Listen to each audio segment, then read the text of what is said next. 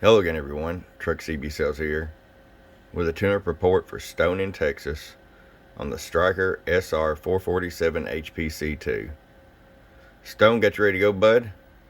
Tune alignment, voltage regulator upgrade, which is gonna make it run a lot cooler, twice the amp load, twice the footprint. It's gonna supply those finals with some steady voltage, along with the electrolytic capacitor upgrade. It's going to help out as well, and the DC buffer cap as well as the audio buffer cap, and our tune alignment.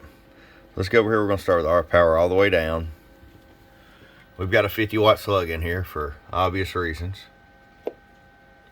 Got you at 1.5 watts all the way down, Stone. Roll it all the way up. You're looking at about 13. I'll show you average power swing. Teetering around 45 to 50 bird, 100-watt slug, PEP. Right around 100 watts PEP. If you're gonna run this into a 4-pill or something, I'll show you with the arc power all the way down, 1.5 watts. Still doing the same 100 watts.